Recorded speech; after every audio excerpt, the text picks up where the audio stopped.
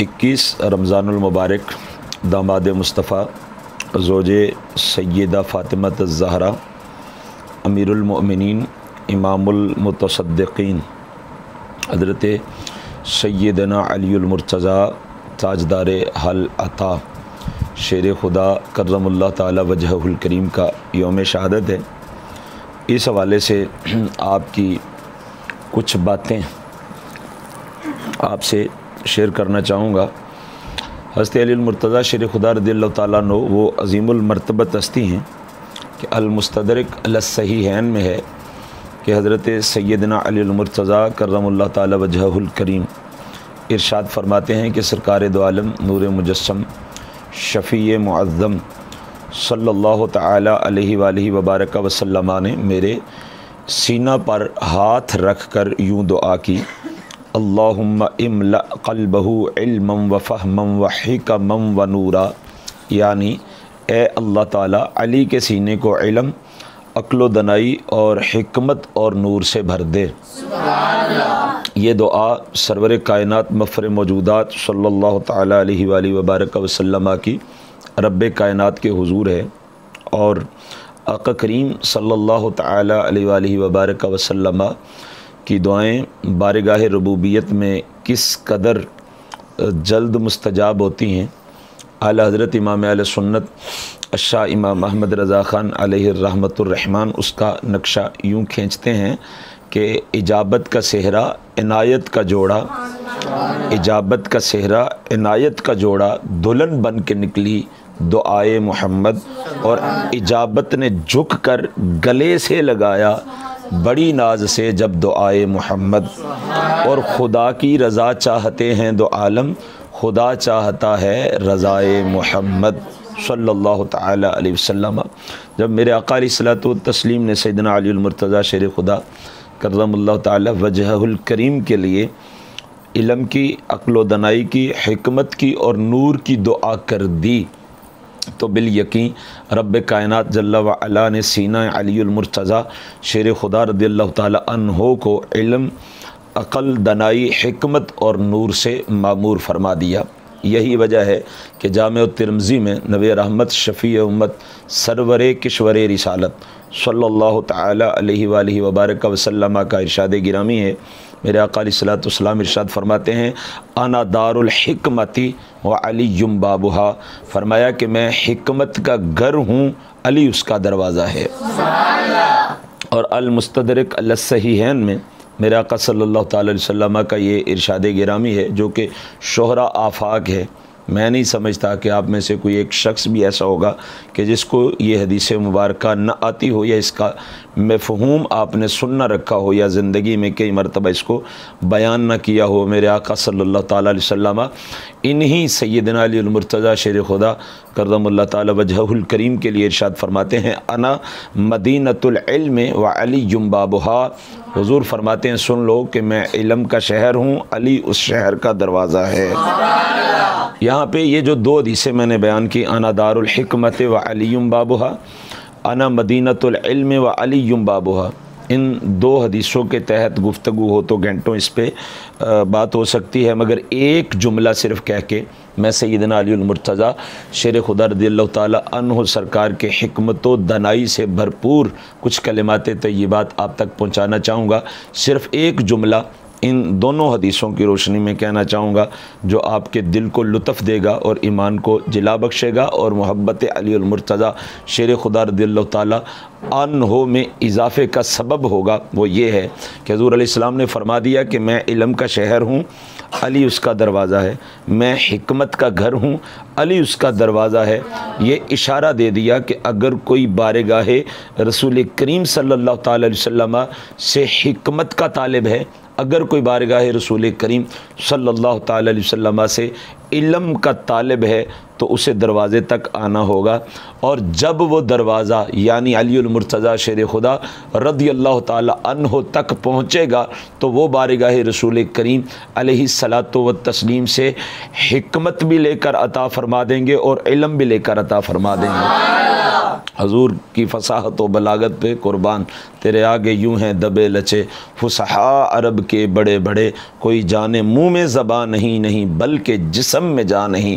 میرے آقا صلی اللہ تعالی علیہ وسلم نے یہ ارشاد فرما دیا۔ اب آئیں حضرت علی المرتضیٰ شیر خدا اور رضی اللہ تعالی عنہ سرکار کے فصاحت و بلاغت اور علم و عرفان سے لبریز کچھ علم کے موتی میں آپ تک پہنچانے کی کوشش کرتا ہوں۔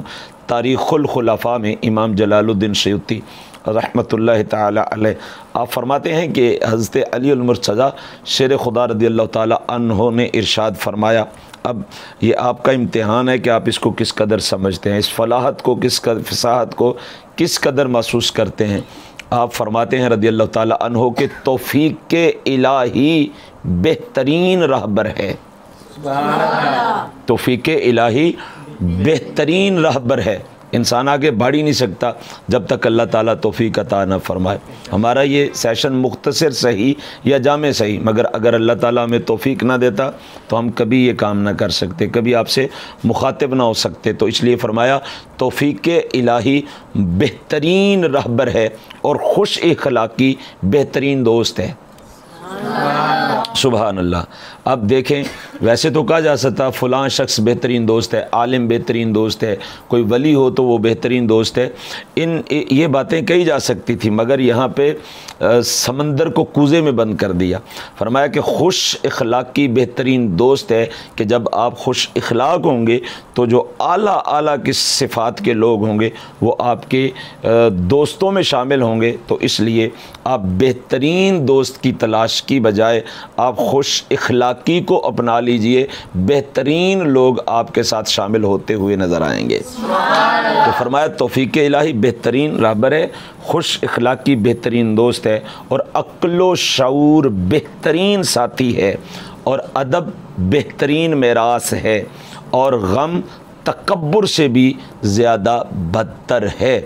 یہ 5 جو کلمات ہیں سیدنا علی المرتضیٰ شیر خدا رضی اللہ تعالیٰ عنہ سرکار کے، اگر ہم اس کو سمجھنے کی کوشش کریں، اس کی گہرائی تک جائیں تو اس میں علم و عرفان کے سمندر موجود ہیں۔ حضرت علی المرتضیٰ شیر خدا رضی اللہ تعالیٰ عنہ پہ جب قاتلانہ حملہ ہوا اور ابن ملجم نامی ایک خارجی خبیث نے حالت نماز میں سیدنا علی المرتضیٰ کرم اللہ تعالی وجہہ الکریم پہ خنجر سے وار کیا اور آپ شدید زخمی ہوئے۔ اس حالات میں چونکہ آپ 2 دن تک جو ہے وہ ظاہری طور پہ حیات رہے، 2 دن کے بعد آپ نے جام شہادت نوش کیا۔ آپ پہ 19 رمضان المبارک کی فجر کو حملہ ہوتا ہے، اور آپ 19 کا دن بھی گزارتے ہیں، 20 کا دن بھی گزارتے ہیں، اور 21 کو آپ جام شہادت نوش فرماتے ہیں۔ تو یہ جو 2 دن کا وقفہ تھا آپ کے زخمی ہونے میں اور آپ کی شہادت تک میں، اس وقت جو آپ نے باتیں کی، سبحان اللہ کیا کمال باتیں ہیں، مگر ان میں سے کچھ موتی تاریخ الخلفاء میں امام جلال الدین سیوطی رحمۃ اللہ تعالی علیہ فرماتے ہیں کہ آپ رضی اللہ تعالی عنہ نے اپنے بڑے شہزادے حضرت امام حسن مجتبیٰ رضی اللہ تعالی عنہ کو بلایا۔ وہ روتے ہوئے آپ کی بارگاہ میں حاضر ہوئے تو آپ نے اپنے لخت جگر نور نظر حضرت سیدنا حسن مجتبیٰ رضی اللہ تعالیٰ عنہ سے فرمایا، بیٹا 8 باتیں میری یاد رکھنا، 8 باتوں کو کبھی نہ بھولنا۔ تو آپ نے فرمایا کہ سن لو، سب سے پہلی بات یہ ہے کہ سب سے بڑی دولت عقل مندی ہے۔ سب سے بڑی دولت کیا ہے؟ عقل مندی ہے۔ اور فرمایا سب سے بڑی غربت بے وقوفی ہے، سب سے زیادہ وحشت اور گھبراہٹ تکبر ہے، اور سب سے زیادہ بزرگی و کرم خوش اخلاقی اور اچھا کردار ہے۔ سبحان اللہ۔ اور پھر فرمایا بیٹا ان 4 چیزوں سے ہمیشہ بچنا۔ آگے وہ 4 چیزیں آ رہی ہیں، 8 باتوں کا ذکر فرمایا نا، 8 باتوں سے بچنا، تو یہ 4 چیزیں آپ نے پہلے بیان فرما دی۔ پھر فرمایا کہ ان 4 چیزوں سے بیٹا ہمیشہ بچنا، اور یہ میری بھی آپ سب کو نصیحت ہے۔ حضرت علی المرتضیٰ رضی اللہ تعالی عنہ کے فیضان کرم سے مالا مال ہونے کے لیے یہ نصیحت آپ تک میں بھی پہنچا رہا ہوں۔ فرمایا بیٹا ان 4 چیزوں سے بچنا۔ پہلی چیز فرمایا بے وقوف کی دوستی سے، بے وقوف کی دوستی سے بچنا۔ اگرچہ وہ نفع پہنچانا چاہتا ہے لیکن آخر کار اس سے تکلیف ہی پہنچتی ہے۔ جو بیوقوف دوست ہوتا ہے یہ تکلیف ہی پہنچاتا ہے، وہ فائدہ بھی کرنا چاہتا ہے تو نقصان کر دیتا ہے، وہ خوش کرنا چاہتا ہے تو اس میں بھی کوئی نہ کوئی تکلیف کی صورت جو ہے وہ بندے کے لیے ظاہر ہو جاتی ہے۔ تو فرمایا بیٹا بیوقوف کی دوستی سے بچنا، اور دوسرے نمبر پہ فرمایا بیٹا جھوٹے کے ساتھ سے بچنا، جھوٹے سے دوستی نہ کرنا، کیونکہ وہ قریب کو دور اور دور کو قریب کر دیتا ہے۔ جو جھوٹا ہوگا وہ جب ادھر کی ادھر کرے گا، ادھر کی ادھر کرے گا، تو جو آپ کے قریبی ساتھی ہوں گے ان کو دور کر دے گا، اور جن کو تم دور رکھنا چاہو گے جھوٹ بول بول کر وہ تمہیں ان کے قریب کر دے گا، اور نتیجہ یہ نکلے گا کہ تم جنہیں دور رکھنا چاہ رہے تھے وہ تمہارے قریب ہو گئے۔ تو ظاہر ہے اگر تم ان کو دور رکھنا چاہتے تو کسی وجہ سے چاہ رہے تھے، لہٰذا اب تمہارے نقصان کا وہ جھوٹا انتظام کرے گا۔ تیسرے نمبر پہ فرمایا کہ کنجوس کے ساتھ سے بھی پرہیز کرنا، کنجوس کے ساتھ بھی نہ رہنا، اس لیے کہ وہ تم سے ان چیزوں کو چھڑا دیتا ہے جن کی تمہیں سخت ضرورت ہوتی ہے، ان سے بھی تمہیں جو ہے وہ پیچھے ہٹا دیتا ہے۔ اور چوتھے نمبر پہ فرمایا کہ فاجر کی دوستی سے بھی بچنا، گناہ گار کی دوستی سے بھی بچنا، اس لیے کہ وہ تمہیں تھوڑی چیز کے بدلے بیچ ڈالے گا، وہ تمہاری عزت و آبرو کا خیال نہیں کرے گا، اور وہ تمہارے کبھی بھی وہ بندہ جو ہے وہ تمہاری عزت کا محافظ نہیں بنے گا، تمہارے مال کا محافظ نہیں بنے گا، تمہاری دولت کا محافظ نہیں بنے گا۔ تو فرمایا اس لیے فاسق و فاجر شخص کی دوستی سے بھی بچنا۔ بات کو اختتام کی طرف لے جاتے ہوئے دارمی میں حدیث نمبر 297 اور حدیث نمبر 298 آپ کا ایک قول موجود ہے، اور سنیے، اور اس میں لطافت کتنی ہے، اس میں جامعیت کتنی ہے، اس کو بھی محسوس کرنے کی کوشش کیجئے اور پلے سے بھی باندھ لیجئے۔ حضرت سیدنا علی المرتضیٰ شیر خدا کرم اللہ تعالی وجہہ الکریم ارشاد فرماتے ہیں، سنو، کامل فقی وہ ہے جو لوگوں کو رحمت الہی سے مایوس نہ کرے۔ کامل فقی وہ ہے جو لوگوں کو اللہ کی رحمت سے مایوس نہ کرے اور اللہ پاک کے عذاب سے بے خوف نہ ہونے دے۔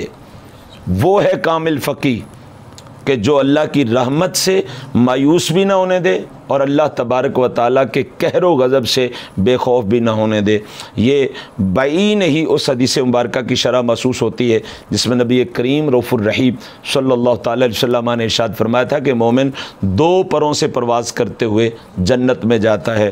فرمایا پرندہ کبھی ایک پر سے پرواز نہیں کر سکتا، اسی طرح مومن بھی ایک پر سے پرواز کرتا ہوا کبھی جنت میں نہیں جا سکتا۔ دونوں پروں کا رہنا ضروری ہے۔ یا رسول اللہ صلی اللہ علیہ وسلم وہ 2 پر کون سے ہیں؟ فرمایا ایک امید کا پر ہے اور دوسرا خوف کا پر ہے۔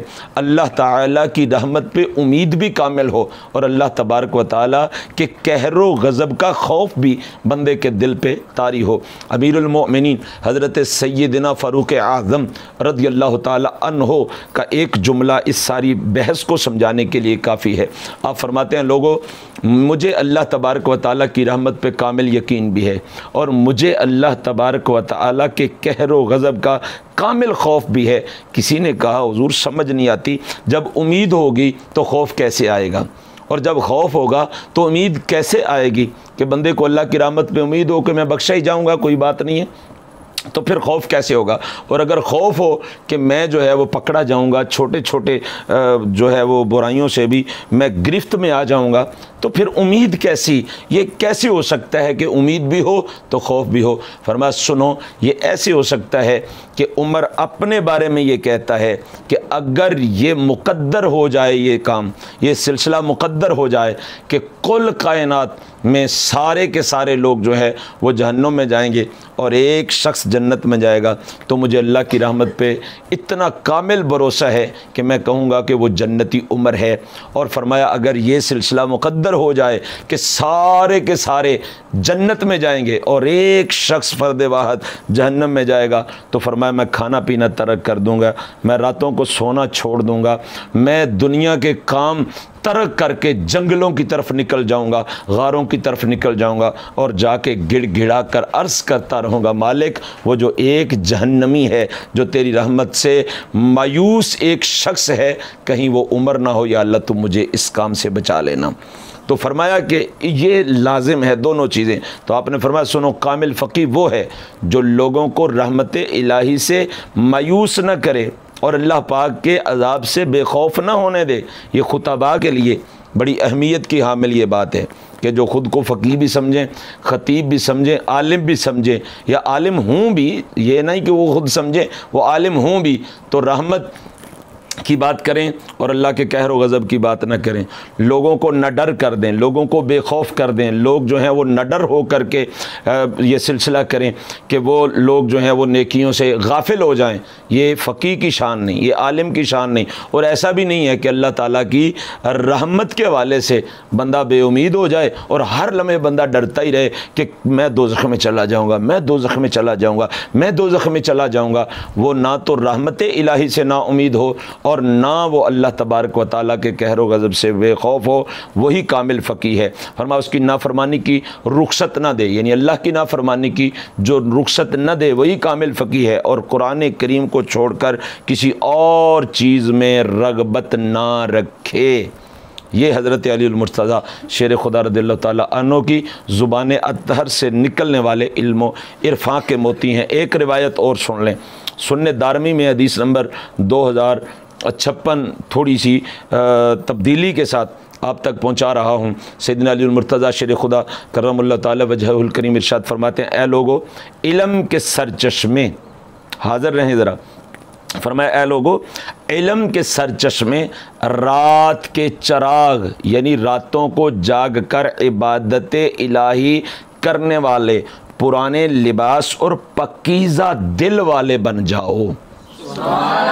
چار چیزیں فرمایا علم کے سرچشمے بن جاؤ، رات کے چراغ بن جاؤ، پرانے لباس والے بن جاؤ اور پکیزہ دل والے بن جاؤ. اس کی وجہ سے آسمانوں میں تمہاری شہرت ہوگی اور زمین میں اللہ تمہارا ذکر بلند فرما دے گا. اب اگر کوئی دنیا میں، ویسے تو کوئی کام نہیں انسان کو کرنا چاہیے شہرت کے لیے کہ دنیا میں شہرت مل جائے، کیونکہ عمل وہی قبول ہے جو اللہ اور اس کے رسول کی رضا کے لیے کیا جائے. جو عمل شہرت کے لیے کیا جائے گا ہرگز وہ عمل قبول نہیں ہے. مگر یہ ایک نسخہ ہے کہ بندہ علم کا سرچشمہ بن جائے، رات کا چراغ یعنی رات کو جاگ کر عبادت کرنے والا بن جائے، پرانا لباس پہننے والا بن جائے اور پکیزہ دل والا بن جائے. تو اسے یہ شرف حاصل ہوگا کہ آسمانوں میں بھی اس کی شہرت ہوگی اور اللہ تعالیٰ زمین میں بھی اس کا ذکر بلند فرما دے گا. یہ فیضان ہے حضرت علی المرتضیٰ شیر خدا کرم اللہ تعالی وجہہ الکریم کا.